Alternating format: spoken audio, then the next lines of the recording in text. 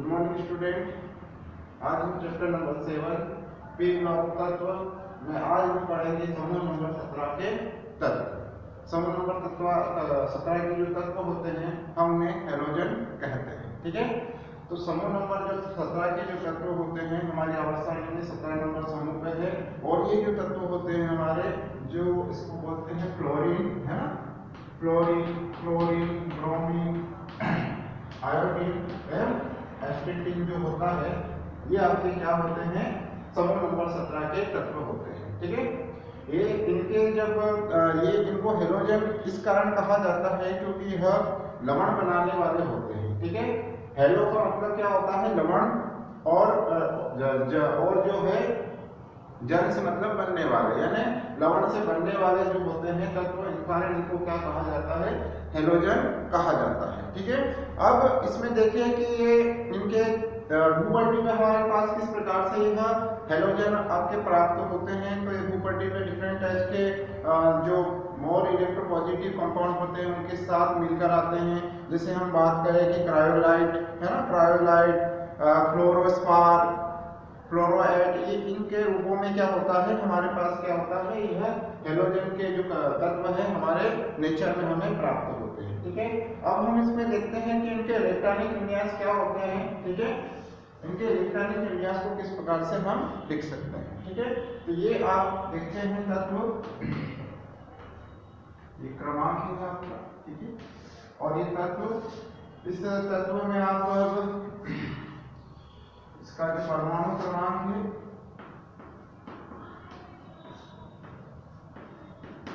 और इलेक्ट्रॉनिक विन्यास। ठीक है,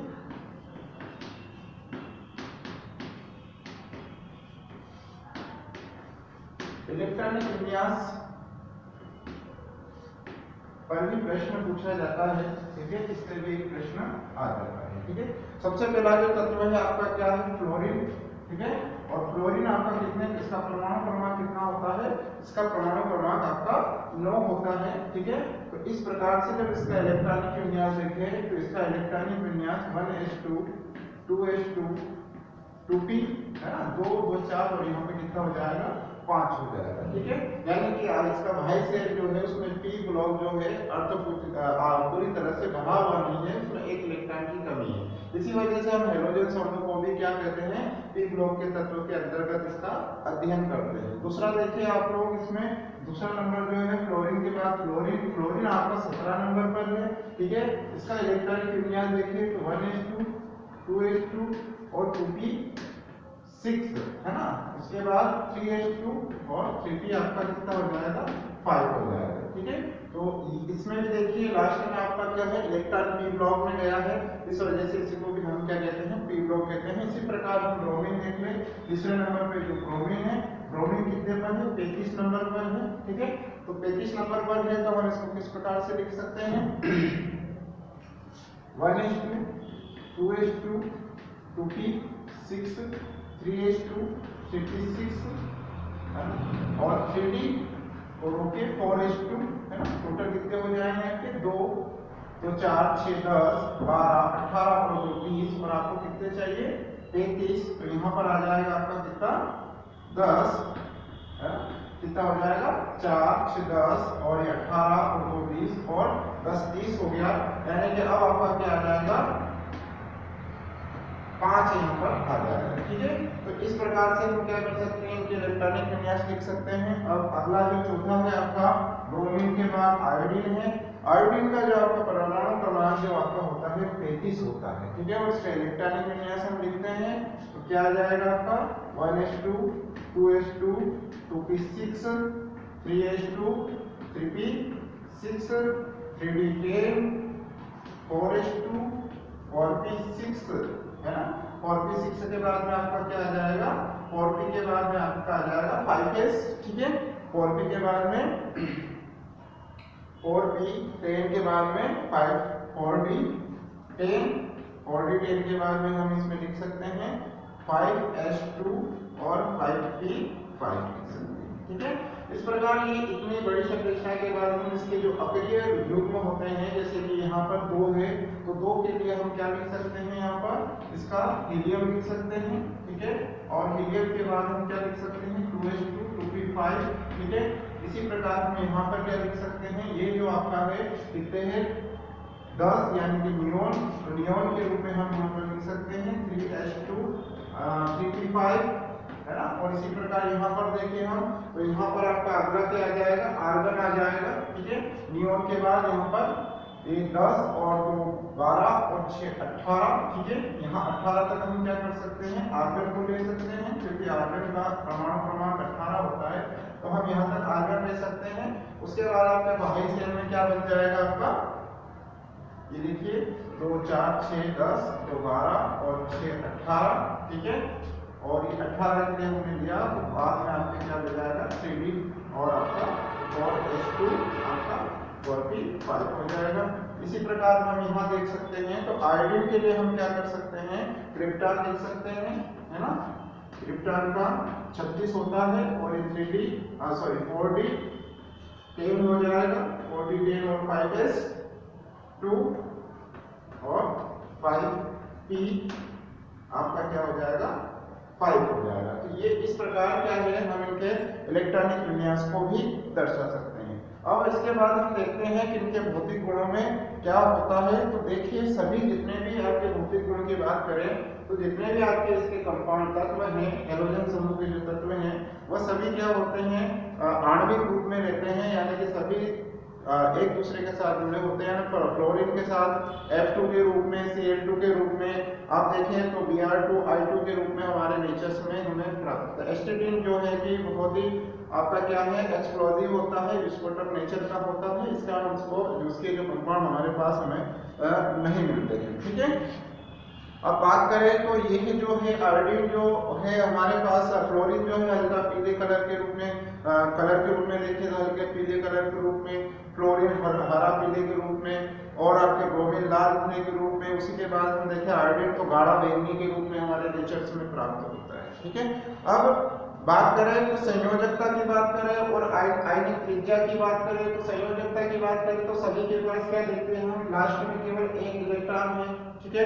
एक इलेक्ट्रॉन की कमी होती है हमारे पास, तो हम कह सकते हैं कि इनकी संयोजकता केवल 1 होती है, ठीक है। और इसी के साथ हम देखें आयनिक त्रिज्या की बात करें, तो आयनिक त्रिज्या में चूंकि ऊपर से नीचे की तरफ जाने पर आपका क्या होता है, परमाणु आकार बढ़ता है। इसी वजह से क्या है कि यहाँ पर फ्लोरीन का जो है छोटा होता है आकार, जबकि इसमें आयोडीन का आकार कुछ बड़ा होता है, ठीक है। उसके बाद एंथैल्पी की बात करें, चूंकि इनके जो है बाह्य शेल में एक इलेक्ट्रॉन की कमी है, ठीक है, केवल एक ही इलेक्ट्रॉन की कमी है, इसको क्या है एक इलेक्ट्रॉन दे दे तो इसके क्या है अष्टक पूर्ण हो जाता है, तो इसलिए इसकी वजह से एक इलेक्ट्रॉन निकालना जो है काफी कठिन हो जाता है, ठीक है, मुकाबले दूसरे कंपाउंड्स के, ठीक है। तो ये आपकी हो जाती है आयनन ऊर्जा इसकी क्या हो जाती है, अधिक होती है। उसके बाद हम देखें तो इलेक्ट्रॉन ग्रहण एंथैल्पी, तो इलेक्ट्रॉन ग्रहण एंथैल्पी दूसरे जो इसके समूह नंबर 16 उनके मुकाबले जो है कि जो ग्रहण एंथैल्पी क्या है कुछ कम होती है उनके मुकाबले, क्योंकि आसानी से यह इलेक्ट्रॉन उनके मुकाबले ग्रहण करने की जो है एंथैल्पी थोड़ी ज्यादा होती है, क्योंकि इनके बाह्य शेल में क्या होता है वो इलेक्ट्रॉन ग्रहण करने पर एनर्जी निर्मुक्त होती है, ठीक है। इसके बाद देखिए हम तो निर्मुक्त भौतिक गुण में हम देखें तो गलनांक और गलनांक इनके वृद्धि के साथ, मतलब कि इसके जो परमाणु क्रमांक में वृद्धि के साथ साथ क्या हो जाता है, इनके जो आपके परमाणु ये जो आपके जो बंध वियोजन की जो ऊर्जा है ये अधिक होने लग जाती है, ठीक है। अब देखते हैं ऑक्सीकरण गुण की बात करें इनके, तो ऑक्सीकरण गुण की बात करें तो हमारे पास इनकी जो ऑक्सीकरण अवस्था है +1 +3 +5 और +7 तक हमारे पास मिलती है, और अधिकांशतः हम देखते हैं कि इसमें -1 की जो आपकी ऑक्सीकरण अवस्था है हमारे पास प्राप्त होती है। ये हम इस प्रकार से देख सकते हैं कि इनके जो इलेक्ट्रॉनिक विन्यास को जब एक्साइटेड किया जाता है तो एक से ज्यादा क्या हो जाते हैं अयुग्मित इलेक्ट्रॉन हमारे पास प्राप्त हो जाते हैं। इस वजह से इनकी जो है आपकी ऑक्सीकरण अवस्था भी क्या हो जाती है, चेंज हो जाती है। हम यहाँ देख सकते हैं जैसे क्लोरीन का देखें तो यहाँ पर हम क्लोरीन की बात करें तो 1s2 है ना, 2s2 है ना, और 2p5 जो है आपका, इसको हम इस प्रकार से लिख सकते हैं बाह्य शेल को, है ना, है सेल को या दोनों को इस प्रकार से हम लिख सकते हैं, है ना, यहाँ पर। तो ये अभी क्या है,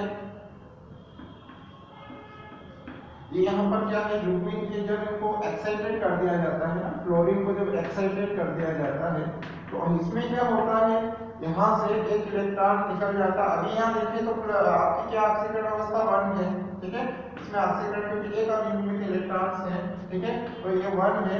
और जब जैसे इसको एनर्जी दी जाती है, ठीक है, तो एनर्जी देने पर क्या होता है, यहाँ से एक इलेक्ट्रॉन अयुग्मित हो जाता है, सॉरी यहाँ नहीं, ठीक है, यहाँ से क्योंकि इसमें एक आपका क्या है, एक इलेक्ट्रॉन अयुग्मित हो जाता है और आपके इसमें ये 3d5 भी रहता है, यहाँ पर 3d रहता है, ठीक है, जो कि यहाँ पर आप बता दें आपको 1 2 3 4 5 6, ठीक है, ये 3d हो जाता है। तो यहाँ से एक इलेक्ट्रॉन क्या हो जाता है, बाहर आ जाता है और आपके पास इस प्रकार से यहाँ पर ये, ठीक है, यहाँ से आपका एक इलेक्ट्रॉन यहाँ तक आ जाता है और एक इलेक्ट्रॉन यहाँ पे शिफ्ट हो जाता है। इस वजह से आपको यहाँ पर भी एक अयुग्मित इलेक्ट्रॉन हो जाता है, यहाँ पर भी और यहाँ पर भी। इस प्रकार यहाँ पर ऑक्सीकरण अवस्था +3 हो जाती है, ठीक है। तो ये आपके इसके है। ऑक्सीकरण गुण की बात करें, ठीक है, तो इनमें ऑक्सीकरण गुण क्या होता है, आपका आकार छोटा होते हैं और ऋणात्मकता बढ़ने के कारण क्या होते हैं, इनकी विद्युत ऋणात्मकता उच्च होती है और इसी से इलेक्ट्रॉन ग्रहण करने के कारण इनकी इलेक्ट्रॉन ग्रहण के होने के कारण इसमें ऑक्सीकरण गुण आ जाता है, ठीक है। समूह में जब हम क्या करते हैं, इसमें ऊपर से जब नीचे की तरफ जाते हैं तो यह गुण धीरे धीरे घटता है, अपचयन विभव आपका स्पष्ट हो जाता है इससे कि कितना हो रहा है, ठीक है। इसके बाद हम देखें तो हाइड्रोजन के प्रति क्रियाशीलता की बात करें तो सारे जो तत्व होते हैं हाइड्रोजन के प्रति डिफरेंट टाइप्स के हैलाइड के रूप में, हाइड्रोजन हैलाइड के रूप में हमारे पास प्राप्त हो जाते हैं। जैसे कि हम बात करें फ्लोरीन की और हाइड्रोजन के साथ जब इसमें रिएक्शन होती है,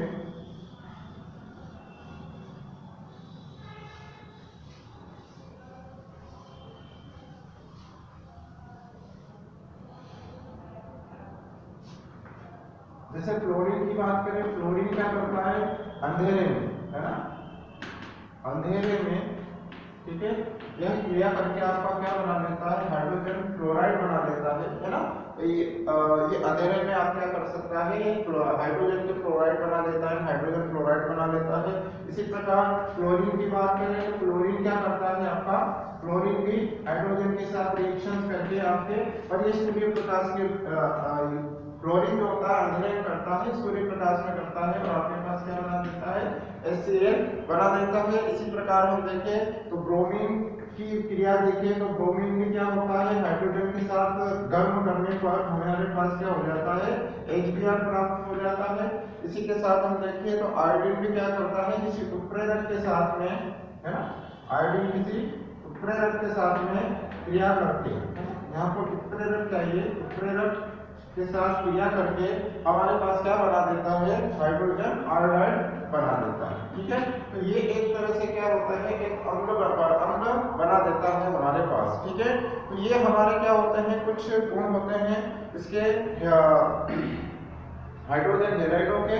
अब इसके उष्मीयता की बात, गलनांक की बात करें, गलनांक और क्वथनांक की बात करें तो गलनांक और क्वथनांक जो होता है हाइड्रोजन आयोडाइड का सबसे ज्यादा होता है, उसके बाद हाइड्रोजन ब्रोमाइड का, और सबसे कम जो होता है हाइड्रोजन आपका क्लोराइड का क्या होता है, सबसे कम होता है हमारे पास जो है उष्मीयता, ठीक है। गलनांक जो होता है सबसे कम किसका होता है, HCl का, गैसेस फॉर्म में होती है, जबकि ये आपका क्या है कुछ सॉलिड फॉर्म में होता है, इस वजह से इसका क्या है गलनांक अधिक होता है। अब उष्मीय स्थायित्व की बात करें, उष्मीय स्थायित्व की बात करें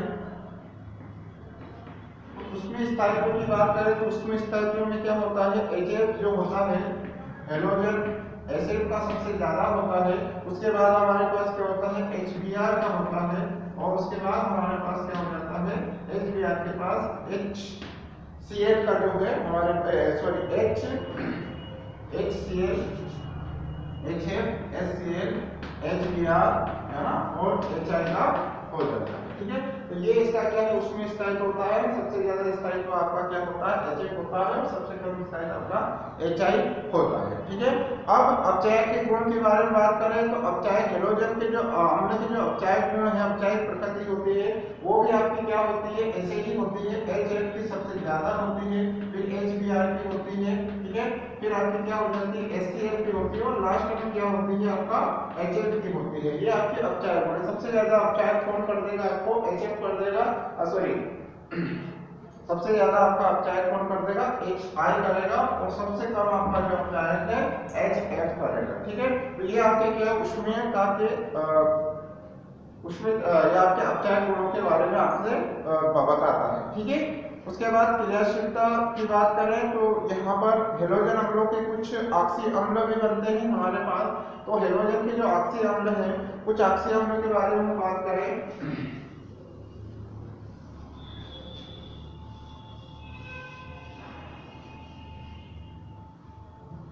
तो हम बात करें कि यहाँ पर फ्लोरीन के जो ऑक्सी अम्ल है HFO के रूप में बनता है। ठीक है, इसका नाम क्या है, हाइपोफ्लोरस अम्ल। ठीक है, ये क्या बना देता है, हाइपोफ्लोरस अम्ल बनाता है इसका नाम। यानी कि आप ये देखिए कि जो हेलोजन है वो आपके क्या बना देते हैं, ऑक्सी अम्ल भी बना देते हैं, है ना, ऑक्सी अम्ल। ये क्या बना रहे हैं, आपके ऑक्सी अम्ल का निर्माण कर रहे हैं। ठीक है, इसी प्रकार हम देखिए और भी फ्लोरस, उसके बाद देखिए HCl है ना, इसका नाम क्या कर सकते हैं, हाइपोफ्लोरस अम्ल, है ना, इसका नाम क्या हो जाएगा, हाइपोफ्लोरस अम्ल बन जाता है। ठीक है, उसके बाद में और भी देखिए आप लोग इसी प्रकार ब्रोमाइड का भी बन जाता है HBrO, है ना, हाइपो ब्रोमो हाइपोब्रोमस अम्ल। ठीक है, और इसी प्रकार आयोडस अम्ल भी बन जाता है हमारे पास HIO, है ना, हाइपो आयोडस अम्ल भी हमारे पास प्राप्त हो जाता है। तो ये क्या है, इसके ऑक्सी अम्ल होते हैं, और भी हमारे पास डिफरेंट टाइप्स के ऑक्सी अम्ल है। जैसे कि हम इसकी बात करें, इससे इन सब में जो है इसकी ऑक्सीकरण अवस्था क्या होती है, +1 होती है। ठीक है, अब हम ऑक्सीकरण अवस्था +3 की बात करें तो हमारे पास प्राप्त होता है HCl। ठीक है, इसका जो नाम होता है हमारे पास क्लोरस अम्ल होता है। क्या नाम होता है इसका, क्लोरस अम्ल होता है। ठीक है, इसमें हमारी जो ऑक्सीकरण अवस्था होती है इसकी +3 ऑक्सीकरण अवस्था होती है इसमें, है ना। कभी कभी इससे भी प्रश्न पूछ लिया जाता है कि ऑक्सीकरण अवस्था क्या होती है, तो इसमें +3 होती है। उसके बाद देखिए +5 वाली ऑक्सीकरण अवस्था देखिए तो HCl HCl आपका क्या हो जाता है, O3 के रूप में हमारे पास प्राप्त है, क्लोरिक अम्ल कहलाता है ना, क्लोरिक अम्ल कहलाता है हमारे पास। इसमें जो इसकी ऑक्सीकरण अवस्था कितनी हो जाती है, +5 हो जाती है। उसके बाद हम देखिए इसमें इसी प्रकार HBr भी होता है, HBrO3 हो जाता है, और HBrI3 भी हो जाता है, HiO3 भी हो जाता है हमारे पास इसे ना। और लास्ट में और भी इसके जो कंपाउंड हमारे पास प्राप्त होते हैं। ठीक है, अब इन ऑक्सी अम्लों के स्थायित्व की बात करें या अम्ल की प्रबलता की बात करें तो अम्ल की जो प्रबलता की बात करेंगे तो हमारे पास जो सबसे ज्यादा पावरफुल जो रहता है अम्ल, इसका जो ऑक्सी अम्ल होता है ये होता है हमारा HClO4 होता है। ठीक है, सबसे ज्यादा इसमें होता है, मतलब अम्लीयता सबसे ज्यादा इसमें होती है। उसके बाद HClO3 भी रहती है। उसके बाद हम देखें तो हमारे पास HClO2 की, और लास्ट में हम देखें HClOK रहती है ना, HClOK रहती है। तो इस प्रकार हम देखते हैं कि इसकी अम्ल की प्रबलता ये HClO, ये एक ऑब्जेक्टिव क्वेश्चन आपका परीक्षा में आ सकता है। ठीक है, इसके लिए आप इसको देखिएगा, ये आपका होता है। ठीक है, इसके बाद हम अंतर हेलोजन व्यक्तिकरण पढ़ेंगे।